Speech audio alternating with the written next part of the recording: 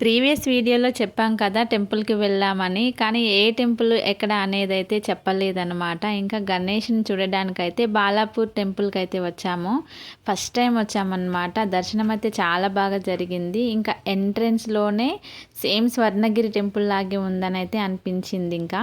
ఇంకా లోపల కూడా సేమ్ అలాగే అనిపించింది. లోపల విష్ణుమూర్తి విగ్రహం కూడా ఉంది కదా! ఇంకా సేమ్ స్వర్ణగిరిలో ఉన్నట్టే అనిపించింది. ఇక్కడ చూసి అక్కడ చాలా గ్రాండ్‌గా కట్టారని అయితే అనుకున్నాం. కానీ ఇది ఓన్లీ సెటప్పే అని అయితే తెలిసిందనమాట. ఇది సెటప్పా లేదంటే రియల్‌గానే ఇలా కట్టారా అనేది మీకేమైనా తెలిసుంటే కామెంట్ బాక్స్‌లో కామెంట్ చేయండి.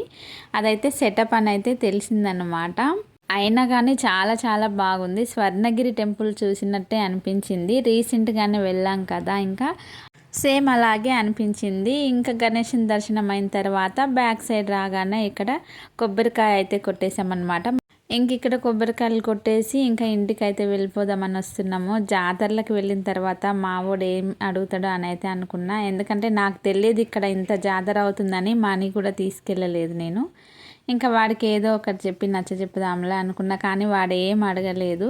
ఇంకా మాకైతే ఇక్కడ ఈ పూసల దండలు నచ్చినాయి. ఇంకా వాటిని బేరం చేసామన్నమాట. 50 రూపీస్ అని చెప్పారు. మేము 30 రూపీస్ అడిగాం కానీ వాళ్ళు ఇవ్వలేదు. ఇంకా వాళ్ళు చెప్పిన రేటుకే తీసుకోక తప్పలేదు. ఇంకా అదొక్కటే తీసుకున్నాం, ఏమీ తీసుకోలేదు. ఇంకా కొన్ని అయితే చూసాం కానీ జస్ట్ అలా టైంపాస్ చేసాం అంతే. అయినా జాతరలో ఏం తీసుకోవాలన్నా చాలా కాస్ట్ ఉంటుంది. అందుకని నాకు అస్సలు తీసుకోవాలనిపించదు అనమాట. అయినా చూస్తాం కదా, అన్నీ అయితే చూసినాము. ఇంక అక్కడ పెట్టేసి వెళ్ళిపోయాం మేమైతే. ఈ టెంపుల్ ఎవరైనా చూడని వాళ్ళు ఉంటే తప్పకుండా చూడండి. ఓకేనా, బాయ్.